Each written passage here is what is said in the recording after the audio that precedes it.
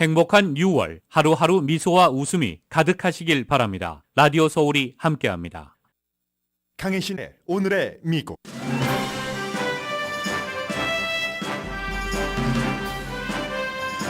인도 총리가 레드카펫을 밟고 국빈 방문 공식 일정을 시작했습니다. 21세기 가장 중요한 거래, 원칙보다는 실리를 중요하는 거래로 역사가들은 봅니다. 미국 일부 의원들은 인도 총리의 상하원 합동연설을 보이콧합니다. 버락 오바마 전 대통령은 바이든 대통령에게 모디 인도 총리와 인도의 소수인종 권리에 대해 대화할 것을 촉구했습니다. 타이타닉 잔해를 보러 가던 사람 5명이 타고 있던 잠수정 타이탄 수색 작업이 나흘째입니다. 전문가의 계산이 맞다면 로스앤젤레스로 오늘 새벽 잠수정 안의 공기는 이미 0이거나 거의 0입니다. 그러나 그 이후에도 생존 가능성은 있습니다. 연방 하원은 바이든 대통령의 학자금 탕감 정책을 뒤집으려는 시도를 했고 실패했습니다. 그러나 연방 대법원의 또 다른 최종 판결이 빠르면 오늘 나올 수도 있고 이는 바이든 대통령의 뜻과 반대될 가능성이 높습니다. 연방 수사국의 전 분석가에게 기밀 서류를 집에 가지고 있은 혐의로 수감형이 내려졌습니다. 거의 4년입니다. 미 전국적으로 기록적인 책 금지가 확산되면서 책 금지를 금지하는 주도 늘어납니다. 올해 미국에서는 1,447권이 금지됐는데 74%는 조직적인 그룹이나 선출된 공직자에 의한 책 금지입니다. 여러분 안녕하십니까? 오늘의 미국 강혜신입니다. 제가 오늘 새벽에 출근을 해서 뉴스를 준비할 때는 타이탄 수색 작업을 먼저 전해드려야 되겠다 하고 마음을 먹었었습니다. 그런데 이제 그 사이에 뉴스라는 것이 시간대별로 중요도도 달라지고 그리고 이제 여러분들께서 굉장히 많은 매체를 통해서 뉴스를 접하시기 때문에 그런 여러 가지 시차 같은 것도 고려해서 저는 이제 그 방금 전 일종의 행사는 끝난 백악관에서의 나렌드라 모디 인도 총리의 미국 국빈 방문부터 전해드리겠습니다. 바이든 대통령이 되고 나서 3번밖에 안 됩니다.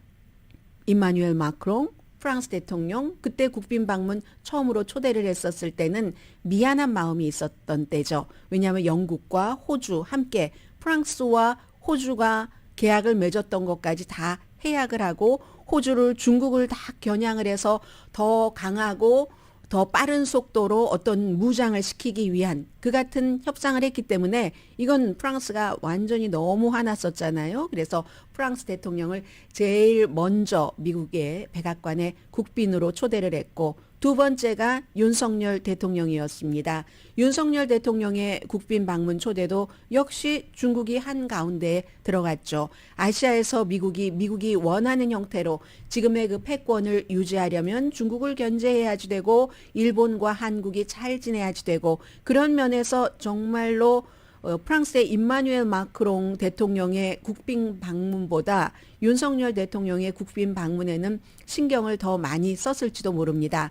그리고 세 번째가 나렌드라 모디 인도 총리인데 인도 총리의 경우는 인도가 인구도 가장 많고 인구가 가장 많은 민주주의 국가이긴 하지만 모디 총리는 민주주의적으로 어떤 국정을 집행한다기보다는 독재자 성격에 가깝습니다. 그래서 미국 내부에서도 아니 그 사람을 불과 한 10년쯤 전에 미국 방문을 금지했었던 모디 총리가 인권 위반, 소수 어떤 그 종교인들에 대해서 박해하고 하는 것 때문에 미국이 입국 금지를 시켰었습니다. 그런데 그 입국 금지를 풀고 트럼프 전 대통령과는 인도계 미국 사람들의 그 유권자의 힘이 크기 때문에 휴스턴에 가서 와 하고 5만 명 정도가 모인 그런 미팅을 가졌고 바이든 대통령은 그보다 더해서 국빈 방문으로 초대를 했습니다.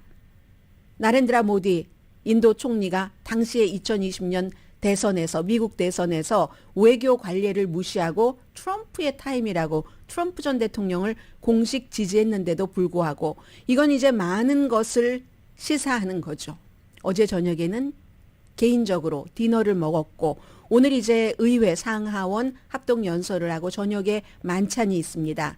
사이사이 테크놀로지 CEO들을 만났죠. 일론 머스크, 테슬라의 CEO를 포함을 해서 국가의 원칙은 중요합니다.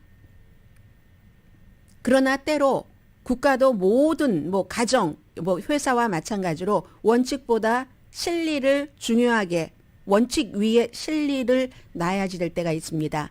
바이든 대통령은 지금 실리를 놔야지 될 때라고 판단을 하고 인권 유린, 종교 탄압 등등등을 하는 나렌드라 모디 인도 총리를 국빈으로 초대를 했습니다. 그래서 오늘 그 분위기부터 조금 전해드리겠습니다.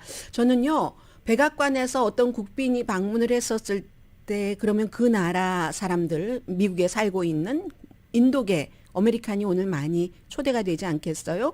코리안 아메리칸이 갔을 때도 그랬고 이 정도로 굉장히 민족주의적인 성격이 강하다.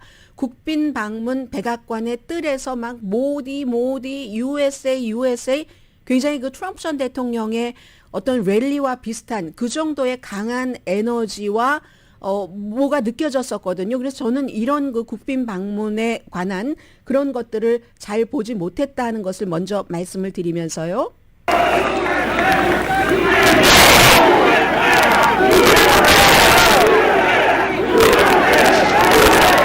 USA를 외치죠. 네, 이제 이런 시끄러운 함성, 굉장히 익사이팅한 분위기였습니다. 보통 이제 근엄하잖아요. 국빈 방문이 되고 총 예포 같은 것이 울려 퍼지고 미국 국가, 인도 국가 이런 것들 막 연주되면서 사람들이 즐겁고 그 사이에 이제 그 호스트인 미국의 대통령과 질 바이든 여사가 나렌드라 모디 총리 그 혼자입니다. 를 쭉 이제 사람들을 소개를 시키고 나렌드라 모디 총리가 본인을 기다리고 있는 인도계 사람들을 바이든 대통령에게 소개를 시키고 하는 그 과정에서 이제 USA 하다가 먼저 초대를 한 국가의 대통령이 말을 하죠. 이 말은 지난번에 윤석열 대통령 때와 마찬가지로 그대로 인도계의 미국 사람들이 잘 알아들을 수 있도록 그들의 언어로도 통역을 했고 바이든 대통령도 모든 점들을 감안을 한 겁니다. 원칙이 있는데 민주주의에 위배되는 정책을 많이 펼치는 그런 총리를 백악관의 국빈 방문으로 초대를 했기 때문에 We the people 이 세 단어를 강조하고 싶다고 얘기를 합니다. 글로벌 리더로서 미국과 인도가 함께 갈 수 있다는 것을 강조를 했습니다. Two proud nations whose love of freedom secured our independence. 자유, 독립, 안보를 중요하게 생각하는 두 나라. Between our people and the shared responsibility as global leaders. 글로벌 리더로서의 책임도 지고요. Together. 함께 이런 얘기를 했습니다. 그리고 나서는 이제 나렌드라 모디 총리가 소개가 되는데 그 소개될 때는 좀 전에 USA 구호에서 이렇게 바뀌었습니다.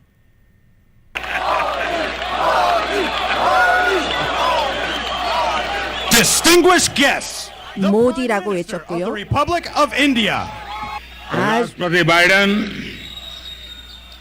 First Lady Dr. Jill Biden. 늘 하듯이 닥터 질 바이든 퍼스트 레이디 바이든 대통령 초대해 줘서 감사하고 उमंग और उत्साह से भरे हुए 영어로 먼저 얘기를 하죠. Indian American मेरे प्यारे साथियों.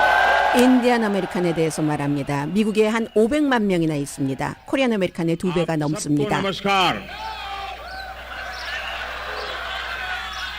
सबसे पहले तो मैं राष्ट्रपति बाइडेन के मित्र 이제 우정에 대해서 얘기를 했고요. 이렇게 인도계 아메리칸들이 그들의 언어로 직접 들을 수 있도록 말하고 또 그대로 영어로 번역을 하고 이중 언어로 이게 이제 국빈 방문에 대한 그런 것이었고요.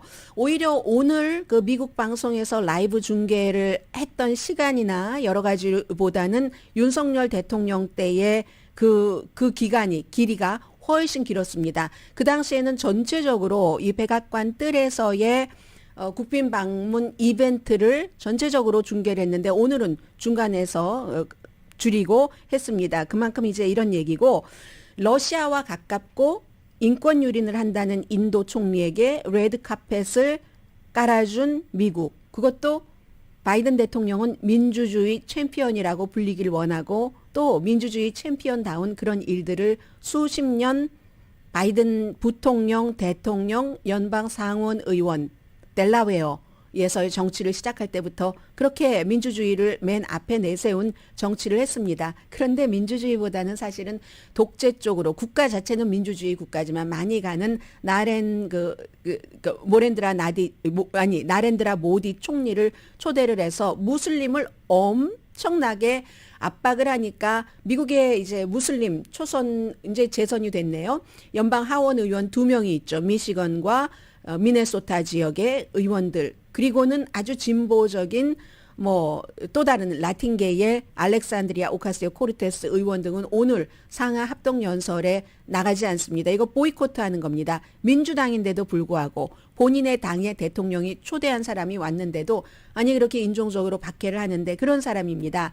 제가 며칠 전에 이 기사를 여러분들께 전해드리는가 마는가 하다가 시기를 놓쳤었습니다. 그리고 이제 인터넷으로 이 기사를 봤는데 이코노미스트 어제 오후에 집에 갔더니 이 잡지로 우편함에 들어 있었습니다. 그래서 잠깐 거기서 하이라이트 부분만 전해드리겠습니다. 사진 자체는 바이든 대통령의 커버 스토리였어요. 이번 주에 이코노미스트의 물론 그 한국판, 아시아판이 아니라 미국 영어판이요. 이 바이든 대통령이 아주 그 시그니처인 그 선글라스도 끼고 캐주얼한 노란색 팬츠에 빨간색과 핑크색으로 이렇게 돼 있는 게 뭐 현대적으로 뭐 이런 목걸이까지 했네요. 노란색.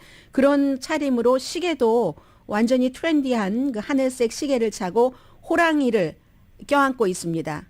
이 호랑이는 아마 아무런 설명이 없었지만 시베리아산 호랑이가 아니라 인도의 벵골 호랑이가 되겠죠. 이렇게 웃으면서 인도를 껴안을 수밖에 없는 그런 이유에 대해서 설명을 하는데 중국에 대해서는 모든 것을 많이 어제 말씀을 드렸고요. 인도 태평양 지역 등등해서 경제가 인도가 지금 세계 GDP로 5번째 크기입니다.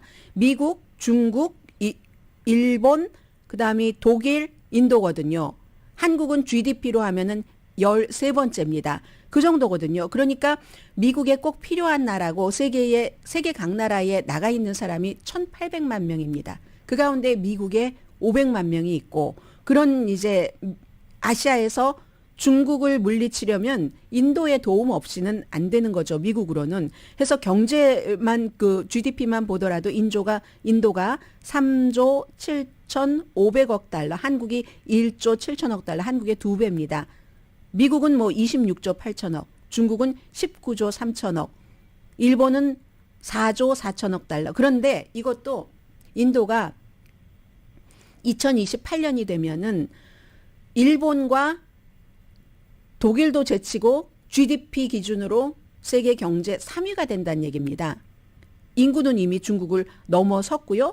그리고 모디 총리가 미국의 민주주의 관점에서는 비난받는 것도 굉장히 많지만 기간 산업 같은 것을 아주 잘 해놨답니다. 그래서 경제 발전 같은 것이 이루어질 수 있는 그러니까 제조업이 중국에서 인도로 넘어가서 애플 같은 경우도 애플의 조립 같은 것의 7%를 지금 인도에서 하고 있다고 하거든요. 아이폰 조립을요. 인도의 수출은 서비스가 많죠. 우리가 잘 알고 있는 것처럼 콜센터부터 아주 하이엔드 테크니션까지 그리고 이런 많은 것들은 이민에 의해서 유학에 의해서 유학 온 사람들도 많고 그 뒤에 이제 그 각 나라에 눌러 앉는 사람들도 많잖아요. 지금 미국에서 중요한 무슨 테크놀로지 업계 뭐 알파벳이라든가 IBM, 마이크로소프트 CEO 다 인도계입니다. 포춘의 500대 기업의 CEO 최고 정점의 CEO 60명은 인도계거든요. 미국 사람들도 인도에 대해서 굉장히 호의적입니다. 한국 분들이 일부 뭐 인도 사람들 집을 팔고 살 때 이런 때 생각하는 선입견과는 다릅니다. 70%가 인도에 호감을 갖고 있고 그에 비해서 또 다른 아시아의 중국에 대해서는 15%만 호감을 갖고 있습니다.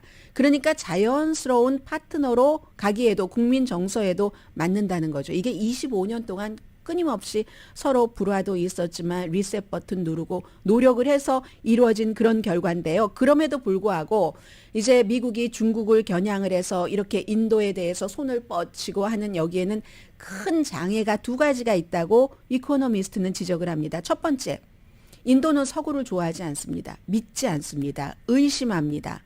뭐 서구 뭐 미국이 주도하는 민주주의 형태의 세계 질서? 이건 전쟁 이전에, 세계대전 이전에 또 다른 어떠한 다른 나라에 의한 또 다른 나라들의 지배. 그게 뭐가 달라? 인도는 이렇게 생각을 합니다. 그러다가 중국과 국경 분쟁이 있었기 때문에 지난해에 중국과 접한 히말라야 이쪽에서 미국과 군사 합동 훈련도 했고 그 이후에는 약간 서방 쪽으로 돌아오는 거죠. 그러나 이념적으로는 언제나 서방 국가를 의심하고 그리고 글로벌 리더십도 거부해 왔습니다. 좀 전에 이 바이든 대통령은 이 글로벌 리더로서 우리가 책임을 함께 져야지 된다라고 얘기를 했는데 중국도 오랜 동안 글로벌 리더하고는 담싸고 눈 감고 살다가 시진핑에 들어와서 글로벌 리더가 되겠다고 차고 나오는데 아직 인도의 나렌드라 모디 총리는 거기까지 간 거는 아닙니다. 아무튼 뭐 꼭 이건 모디뿐만이 아니라 뭐 네루부터 시작해서 다 인도에서는 어느 나라가 어느 나라를 지배한다는 이 자체를 굉장히 이제 싫어하는 그런 나라고요. 그렇기 때문에 어떻게 보면은 미국과 인도가 맺고 있는 여러 가지 조약들이 있지만 공식적으로 완전히 뭐 완전한 뭐 너무너무 뭐 조건 없는 동맹이에요. 이런 것보다는 전략적인 파트너로 가기가 쉽다는 거죠. 러시아와 여전히 가깝고 여러 가지 이유로. 그래서 이렇게 밀어붙일 때 바이든 대통령이 글로벌 리더로서 We the people, 인도, 뭐 미국 이렇게 얘기를 하더라도 인도가 얼마나 해줄지는 알 수 없습니다. 인도는 대만을 위해서 싸우기를 원치 않습니다. 중국으로부터 인도의 땅을 육지를 방어하기 위해 싸우지 대만 물을 있는 그곳을 보호하기 위해서 싸우지 않습니다. 대만에 대한 해상 방어가 아니라 인도의 육상 방어를 위해서 인도는 싸우고 미국과 손도 잡고 하는 겁니다. 이러한 그 서구에 대한 기본적인 불신 같은 것이 미국이 좀 다가가려고 하는데 장애가 되고 두 번째는 이 모디 총리 자체가 자유주의에 대해서는 이제 공격 측에 있는 거죠. 독재 비슷한 일을 하니까 힌두 민족주의로서 어제도 유엔의 북쪽 뜰에서 탁 힌두에서 나온 요가로 시작을 하고 무슬림을 혐오합니다. 그래서 인도가 뭐 14억 인구라고 하지만 그 가운데서 2억 인구는 적대시하는 겁니다. 이 2억의 상당수가 무슬림이고 기독교인도 있겠죠. 그래서 크리스천과 무슬림들은 뭐 여기저기 이동해야지 되고 안전하게 살기 위해서 린칭이 이 모디 정권 이후에 굉장히 강해졌답니다. 예전에 미국에서 YC 블랙을 린칭하는 것을 당연하게 생각하는 정도로 그렇게 당연하게 생각하는 것은 지도자의 생각과 지도자의 정책 입안, 지도자의 정책 집행이 굉장한 영향을 미칩니다. 전에는 그래도 사람이 사람을 린칭해 했다가 어때? 종교가 다른데 하고 린칭을 하는 것이 굉장히 활발하다고 하고요. 언론은 당연히 위축됐고 법원은 모디에게 순종적이죠. 어떤 때는 알랑거리기도 하지만 그래서 민주주의로 남기는 하고 모디가 내년에 재선될 것이 분명하니까 이게 이제 더군다나 경제가 GDP로는 5위이긴 한데 중국이나 인도나 빈부 차이가 너무 크기 때문에 14억 가운데서 안정적으로 일자리를 갖고 있는 사람은 뭐 1억 명도 안 되는 것으로 보고 있습니다. 그러니까 항상 불안한 거죠. 누군가가 선동을 할 때 다른 사람에게 폭력을 써서라도 뭐 정권을 유지한다던가 이런 굉장히 복잡한 관계도 그 인도 안에 있기는 있다는 것. 잠재적인 폭발력이라고 할까요? 그런 위험성이 있다고 지적을 합니다. 그런데요, 이코노미스트는 중국에 대한 의심, 중국의 지금 여러 가지만으로라도 인도와 미국은 가까워져야지만 된다. 인도와 이데올로기가 완전히 맞지 않아도 서구적인 민주주의 이런 것이 일치되지 않아도 그래도 만약에 미국이 인도와 나렌드라 모디가 내년에도 또 총리가 된다고 하니까 등을 돌리면 그땐 중국만 좋아한다고 얘기를 합니다. 중국의 힘이 더 커진다. 그리고 이제는 21세기 많은 것이 바뀌어서 다극적인 세계화에 미국 자체가 실패하는 것이다라고 얘기를 합니다. 미국과 동맹국은 현실을 직시해야지 됩니다. 오버랩되는 부분, 공통적인 부분을 찾아서, 왜냐하면 테크놀로지, 인도와 미국, that's okay. 클린 에너지, that's okay. 뭐 인도에도 일자리를 늘릴 수 있으니까. 그럼으로써 미국도 중국에 의존하지 않을 수 있다는 거죠. 인도의 국방 산업을 키워서 인도가 러시아의 의존도를 줄이도록 하는 것. 그러므로 결론은 원칙 중요한데 원칙보다는 실리, 이해관계를 미국이 인도와의 관계에서는 따져야지 된다고. 뭐 다른 나라 매체가 이렇게 보도를 하네요. 미국의 외교 정책은 사실은 근데 원래 항상 이상과 현실을 결합한 방식입니다. 이게 이제 오바마 시대에 강조했었던 것이기도 하고, 어떻게 원칙만으로 이상만으로 나라가 운영이 되겠습니까? 그래서 인도에 대해서 인권 목소리를 높이는 것 맞다. 그래야 인도도 그쪽으로 또 익숙해질 수 있으니까. 그런데 이번에 조건 없는 막 우정만 표현하고 이런 것 말고 장기적으로 우리는 비즈니스 파트너다. 서로 공통 분모에 의해서 이해관계로 얻어갈 것 얻어가는. 그렇기 때문에 이코노미스트는 인도와 미국의 이 가까워짐, 독재 성향이 많은 나렌드라 모디 인도 총리에게 레드카펫을 깔아주는 것을 21세기에 가장 중요한 거래라고 표현했습니다. 가장 중요한 외교가 아니라 가장 중요한 필요한 거래.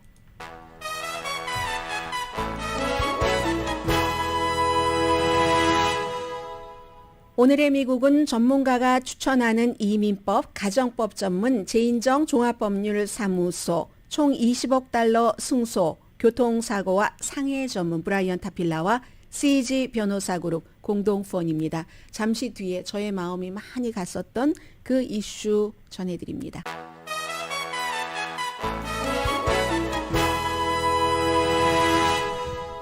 라디오 서울 방송 오늘의 미국 듣고 계십니다. 네, 제가 지금 광고 여러분들께서 들으시는 동안 깜짝 놀랐습니다. 방송을 하느라고 한 뭐 20여 분 그 모니터를 못했는데, 지금 그 타이타닉호 잔해를 보기 위해서 갔던 이분들을 관광객이라고 해야지 될까요? 탐험가라고 해야지 될까요? 그런 분들이 타고 있던 잠수정 타이탄을 지금 수색을 하고 있는데, 나흘째 타이타닉 잔해 인근에서 또 다른 잔해가 발견이 됐다. 그런데 이제 그것이 무엇인지까지는 아직 분석된 것이 아니고요. 이에 대해서 미국 그 해양경비대가 가장 앞장서서 지금 수색 작업에 나가서고 있기 때문에 로스앤젤레스 시간으로 오후 로스앤젤레스 시간이 아니군요. 로컬 타임으로 오후 3시에 기자회견을 한다고 하니까 그 내용에 대해서는 자세히 알 수가 있고, 그리고 사실은 어제 많이 들렸었고 끊겼다가 다시 들린 소음에 대해서도 무슨 소음인지는 알 수 없다고 하고요. 지금 세계의 많은 사람들이 과연 이분들이 안전하게 돌아올 수 있는가, 이런 것들을 상당히 신경을 쓰고 있는데, 5분 전문가의 계산이 맞다면 이미 잠수정 안에는 공기가 없습니다. 공기가 0이거나 거의 0입니다. 그리고 이것조차도 정확하게 알기는 힘듭니다. 왜냐하면 공기가 있었을 때 사람들이 호흡을 어떻게 했느냐, 활동을 어떻게 했느냐에 따라서 공기가 줄어드는 양이 다르기 때문에 알 수 없고, 산소 존재의 끝은 언제나 사람에 의해서, 호흡률에 의해서 결정이 된다는 거죠. 신체 활동에 의해서도 그 밖에 뭐 여러 가지 요소가 있겠죠. 전문가들의 추정에 따르면 지금부터 5사람의 생존 여부는 각자의 신진대사와 정신력 등에 달려 있습니다. 그래서 이제 2대의 로봇가 이제 로봇 다이버라고 할까요? 가서 이제 사람들 호흡도 도와줄 수 있는 여러 가지 기계 같은 것도 갖고 갈 수 있는 한, 접촉할 수 있는 한 지금 접촉을 하고 있는데, 구조 작업은 아무튼 초강도입니다. 캐나다의 뉴펀드랜드 저쪽 바닷속 깊이 한 뭐 3,800m 정도 가면 타이타닉이 있다고 하고, 이 잠수적 타이탄은 민간으로서는 가장 깊이 들어갈 수 있는 4,000m까지 들어갈 수 있는, 그러니까 4km까지 들어갈 수 있는 해서 미국에서 만들었으니까 이 잠수정을 민간회사 오션게이트가 만들었으니까 미국의 해양 그 수상 해양 경비대가 뭐 앞장서는 것은 너무 당연하고요. 또 그 지역 자체가 뉴펀들랜드니까 캐나다도 당연하고 북대서양에서 그쪽 지역에 해군력이 강한 영국과 프랑스가 최첨단 장비로 5명을 구하기 위한 수색 작업을 하고 있는 것은 너무나 당연한 겁니다. 지금은 이제 미국의 커네디컷주의 한 2배 정도 되는 그쪽 그 정도의 그 너비에서 찾고 있고 깊은 바다로 계속 이제 여러 가지 신형 어떤 그 장비 같은 것을 내려다 보내고 있는데 미국 해양경비대의 제임스 프레드릭 선장의 말입니다. 구조 작업 중에는 언제나 희망을 품고 있습니다. 또 캐나다의 해양경비대장 조이스 머레이 여성입니다. 이분도 미국 해양경비대 그 선장의 말을 메아리칩니다. 인류 사회로서 우리가 휴먼 커뮤니티라고 표현을 했습니다. 탐험가들을 구해서 그들을 안전하게 육지로 올리는 희망이라는 희망을 지금 지켜야지 됩니다. 유지해야지 됩니다. 라는 그런 말들을 하고 있습니다. 그래서 이제 수색 작업이 몇 차례 소음이 들렸던 그 지역에 집중이 됐고 그 소음 자체도 전문가들이 이게 이제 타이탄 그 잠수정에서 나온 소음이었는지 아닌지도 알 수 없습니다. 알 수 없지만 희망이라는 희망을 지켜가야지 된다는 얘기잖아요. 사람을 구하는 그 생명을 구하는 숭고한 수색 작업에서 전문가들은 그 소음이 어디서 나왔는지 모르는 말하자면 미스터리지만 이 해군 잠수정의 음향 분석가들이 분석 중이랍니다. 수색팀은 과학과 기술과 미스터리 모든 가능성에 희망을 품고 지금 찾을 뿐입니다. 나중에 얘기를 하겠죠. 과연 이 수색 지점이 맞았는가? 장비는 적절한 시점에 적절한 것을 우리가 배치를 했었는가?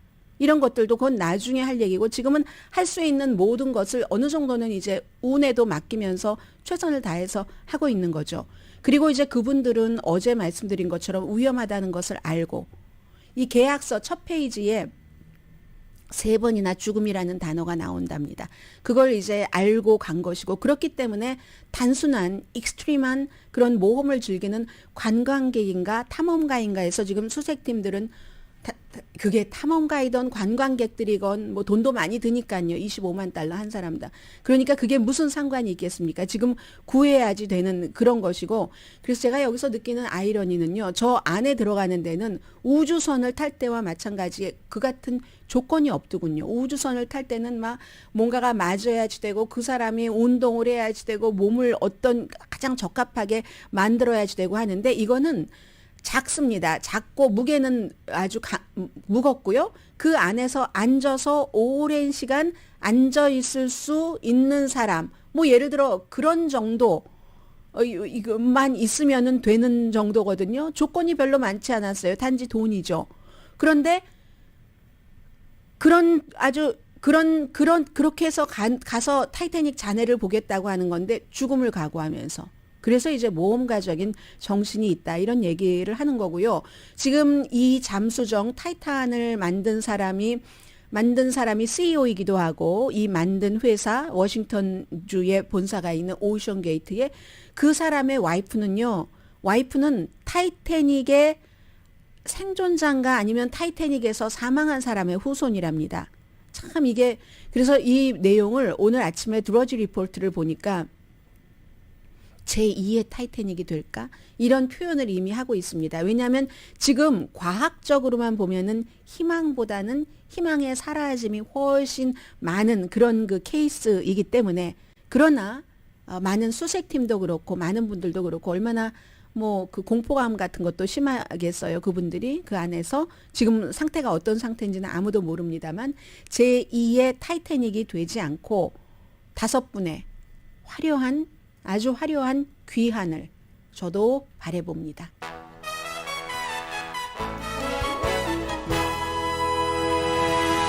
라디오 서울 방송 오늘의 미국 듣고 계십니다. 지금 뭐 이자율에 대해서는 엊그제부터 제롬 파웰 연준 의장이 지난번에 한 번은 멈췄지만 다시 올린다는 것을 강조를 하고 있습니다. 그래서 원래 많은 사람들이 예상을 했었던 5.6%인가 올해 아니면 뭐 5점 적어도 5% 정도는 되도록 5.6%가 돼야지 0.25%씩 두 번 아닌가요? 그런 정도로 돼 있고 연방 하원이 바이든 대통령의 학자금 융자 탕감 그 정책에 대해서 대통령의 행정명령이죠.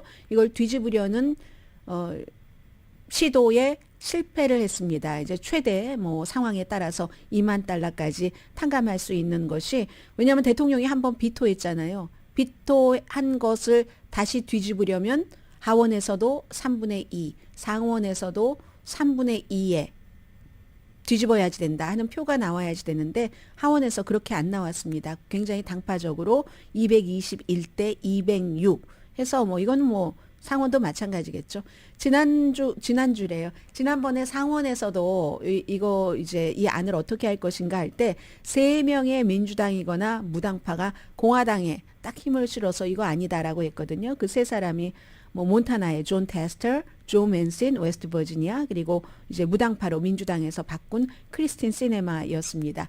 당시에 이제 바이든 대통령이 비토할 때 나는 그냥 중간층 그런 사람들을 돕기 위해서 뭔가를 정책을 펼치려고 했던 것에 대해서는 사과하지 않는다. 절대로 사과하지 않는다라고 얘기했는데 여기서 끝이 아닙니다. 저는 오히려 그 다음이 더 궁금한데 아직 그 다음에 확정된 그 안은 없기 때문에 뭐 확정되지도 않은 걸 말씀드리지는 않겠습니다. 연방 대법원에서 오늘 여러 가지 판결 결과를 내놓을 텐데 뭐 주 정부에 관한 것 등등 여기에 이제 학자금 융자에 대해서도 판결을 내놓을 가능성이 높고 그리고 그 판결은 이 보수 쪽으로 쏠려서 이 대통령의 학자금 그 탕감 학자금 융자금 탕감에 반대되는 그러니까 의회에서는 하지 못했지만 그게 이제 시행하지 못하도록 하는 판결이 나올 가능성이 높습니다. 그럴 경우에도 또 대통령은 달리할 방법을 뭐 1, 2, 3 플랜 1, 2, 3 ABC를 정해놓고 있긴 합니다만은 그게 빠르면은 오늘 나올 수도 있다고 하고요. 그리고 뭐 이 얘기가 나왔으니까 하나 더 말씀드리자면은 보수 사무엘 얼리또 연방 대법관에 어제 알래스카에 뭐 큰 아주 화려한 낚시 여행 그 내용 있잖아요. 그 내용은 이제 정치적으로 번져서 그 민주당의 상원 의원들이 아무래도 안 되겠다. 연방 그 대법관들의 윤리 기준을 좀 의회에서 뭔가를 정해야지 되는 거 아니야? 했더니 공화당이 뭔 소리야 하고 아니 그렇게 뭐 신성한 그 뭐 연방 대법원 알아서 하시라고 하지 뭐 이렇게 된 거예요. 그랬더니 민주당이 또 아니 알아서 하면 좋은데 조한 로버츠 대법원장이 뭔가를 내놓지 않으면 우리가 뭔가를 해야지 될 것 같아 하는데 이것도 민주당과 공화당이 서로 의견이 엇갈리잖아요.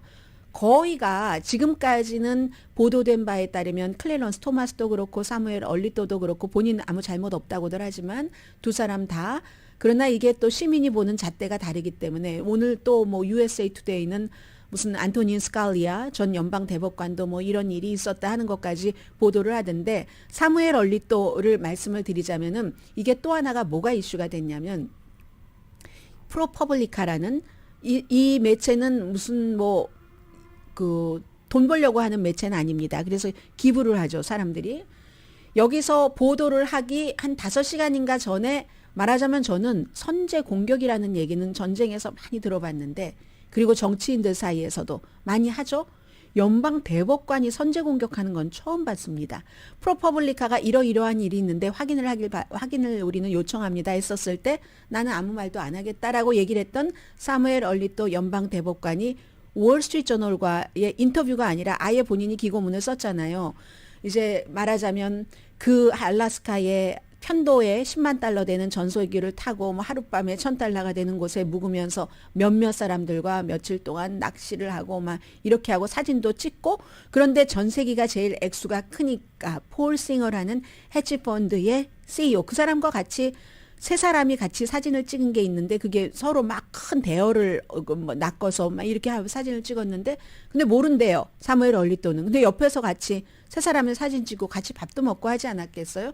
그리고는 한 번이 아니라 여러 번 이 헤지펀드의 일을 연방대법원에서 판결을 했었어야지 될 때 한 번도 빠지지 않고 다 헤지펀드 CEO의 편을 들었다는 건데 사무엘 얼리톤은 아니 그 페이퍼에 이 사람 이름이 안 나와서 하니까 또 다른 사람들 아니 이름이 안 나온다고 그 헤지펀드 CEO가 누군지 몰라? 이렇게 얘기가 되는 거죠. 연방대법관이 그렇게 말해도 되는가? 그리고 연방대법관이 선제 공격을 한다고 헤지펀드 회사 이런 데 아주 가까운 월스트리트저널을 통해서 프로퍼블리카의 그 같은 보도가 나오기도 전에 선제 공격을 해도 되는가? 이게 저는 더 흥미로운 것 같아요. 지금 의회에서 공화당 민주당에서 싸우는 여러 가지 일들보다요. 잠시 뒤에 뵙겠습니다.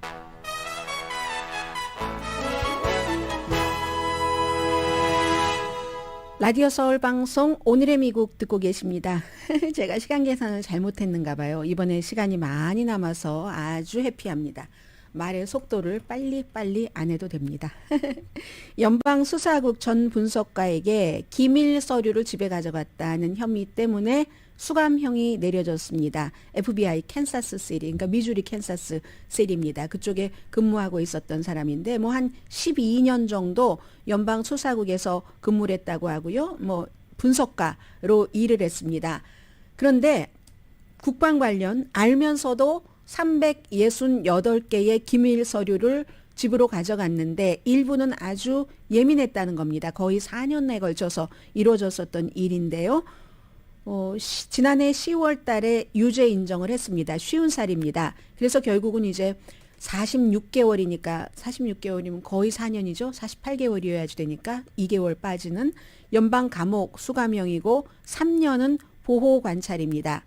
이 케이스를 보면은요. 배스룸에도 자료가 있었고 그런데 저는 궁금한 게 자료를 왜 가져갔는지에 대한 그런 말이 없었거든요. maybe 오늘 아침에 이제 처음 나온 얘기니까 저는 지금 더 힐의 보도를 여러분들께 전해드리고 있습니다. 나중에 자세한 얘기가 나올 수는 있겠으나 이게 무슨 뭐 스파이 혐의라든가 아니면 누구에게 주려고 했다던가 이런 얘기가 없는 것을 보니까 어쩌면 이제 뭐 그냥 뭐 집에 가서 보려고 뭐일지도 모르고 모르겠습니다. 그래서 배드룸에도 있었고 여기저기에 있었는데 그 가운데 일부는 미국의 국방에 관한 뭐 정부 테러리즘에 관한 또 예를 들어서 뭐 알카이다와의 싸움, 사이버 테러를 어떻게 막는가 하는 노력, 그에 관한 정보도 있었다는 겁니다. 이게 이제 그 트럼프 전 대통령의 기밀 서류와 연관돼서 이런 보도들이 나오는 거고요. 지난번에 말씀드렸잖아요. 어떤 사람은 어떻게 심지어 우리가 잘 알고 있는 뭐 군 출신의 뭐 CIA 국장도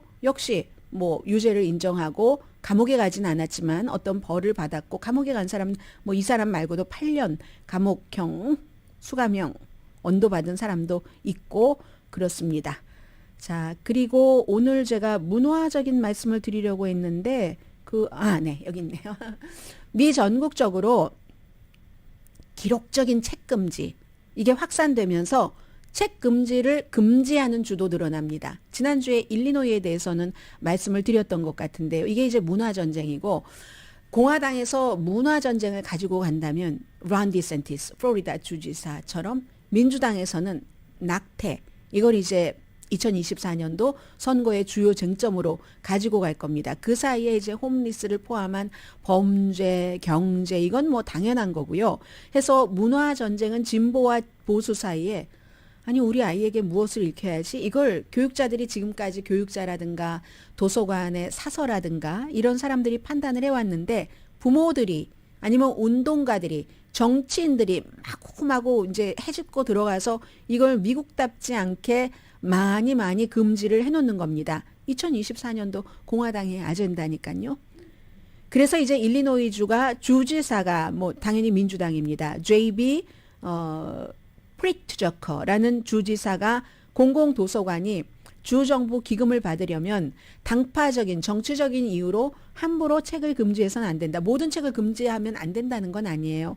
전에는 그렇지 않았는데 당파적인 성향으로 이걸 금지했다. 이러면은 기금 못 받는다. 이렇게 했거든요.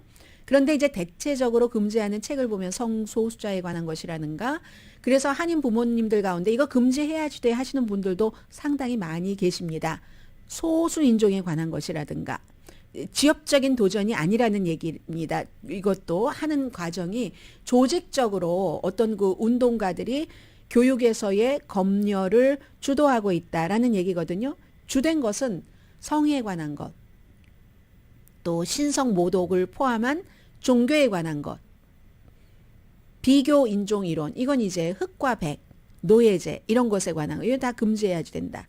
뭐 이 비교 인종 이론 금지 같은 경우는 죄를 저지르지도 않은 백인들이 지금 후손이 죄책감을 느낀다. 죄인인 것처럼 이런 이유도 포함이 됩니다. 그런데 많은 전문가들은 이 내용은 제가 지금 악시오스가 여러 전문가들과 인터뷰를 하고 기록한 기사를 전해드리는 겁니다.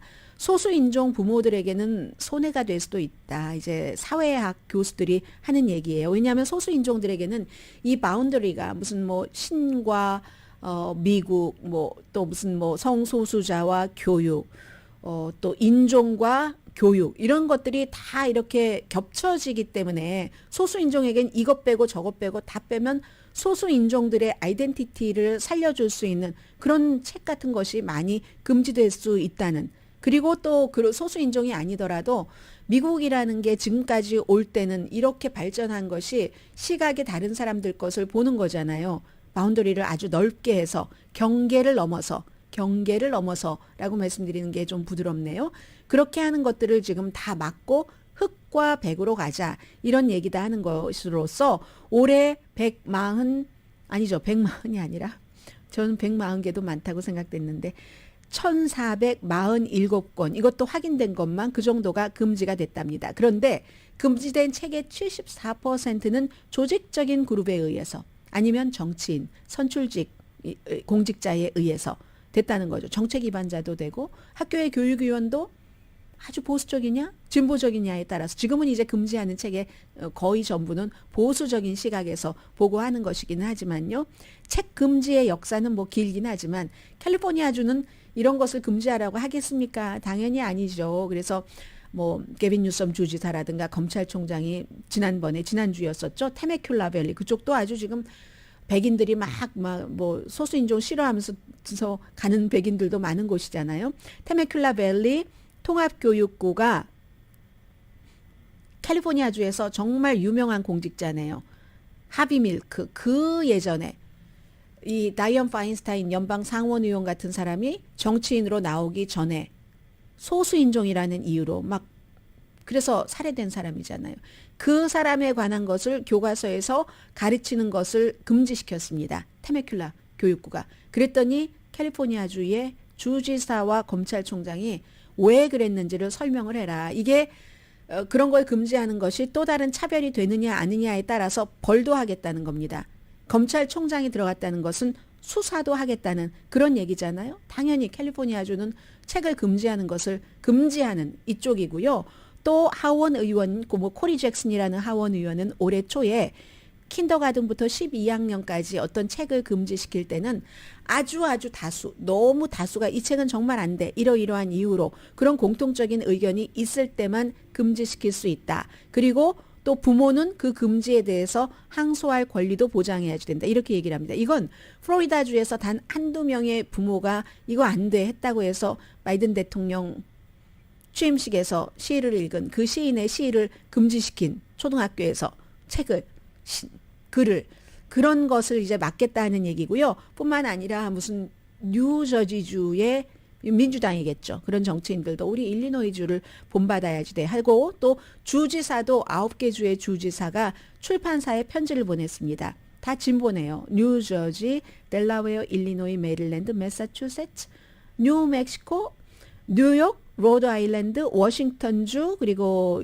US 버진 아일랜드 이런 곳이 출판사에 너무 많이 굴복하지 말아라. 알아서 기는 식으로 이것 빼고 저것 빼고 하지 말아라 하는 얘기를 주지사들이 편지로 써서 보냈는데 그렇게 되는 경우는 이거 민주주의에 아주 큰 해가 된다는 얘기거든요. 그래서 이 문화전쟁은 앞으로 2024년도 선거철을 맞아서 책 금지가 더 많이 늘어날지 늘어나지 않을지 그것도 알 수 없죠. 그것도 알 수 없는 일입니다.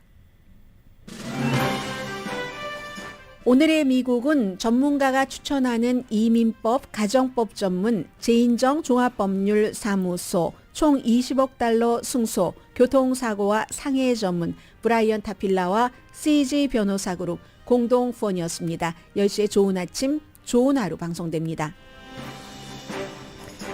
네, 제가 한 가지를 전해드리지 않은 뉴스가 있네요. 지금 이제 바이든 대통령이 열심히 인도의 나렌드라 모디 총리를 아주 좋게 대접을 하고 상하원에서 합동 연설이 있고 만찬도 있고 그 사이에 또 여러 미국의 CEO들을 모디 총리가 만나서 계약도 하고 하겠죠. 뭐 지금 국방 계약, 테크놀로지 계약 같은 것 어제 그제 사이에 많이 이루어졌잖아요. 그런데 미국에서 바이든 대통령에게 버락 오바마 전 대통령이 인도의 인권 탄압 같은 것도 얘기를 해야지 됩니다라고 말을 했거든요. 이게 아마 오늘 밤 10시라고 하니까 7시에 그 크리스티나 아만포라고 아주 오랜 동안 저널리스트를 하면서 전쟁터라는 전쟁터는 다 다녔던 그런 그 특파원 출신, 지금은 이제 굵직굵직한 것만 하는 크리스티나 아만포와 인터뷰를 했는데 오바마 대통령이 그런 얘기를 한 겁니다. 소수 인종의 권리를 보호하는 이런 것 해야지 된다. 민주주의 국가가 완전한 민주주의 국가가 아니어도 그 나라 사람을 만나고 국빈으로 초대하고 비즈니스는 해야지 된다. 미국 국가 안보에 중요하니까, 미국 경제에 중요하니까. 그런데 그럼에도 불구하고 이렇게 이 인권에 대해선 얘기를 해야 된다. And even if the outcomes aren't always the ones we like, we still abide by those rules. I think that's weakened since I left office, and we're going to need to strengthen them. 네, 룰 오브 게임을 얘기를 하죠. 이 게임을 할 때도 룰에 따라서 나 대통령직 물러나고 나서 그 룰 오브 게임이 많이 약해진 것 같은데 룰 오브 게임을 얘기를 하면서 인도에서도 소수 인종에게 제대로 대우를 해야지 된다. 본인과 종교가 다르다고 본인은 힌두교고 무슬림을 그렇게 학대해서는 안 된다는 걸 바이든 대통령이 인도 총리에게 얘기를 해야지 된다는 게 오바마의 말이었습니다. 강혜신이었습니다.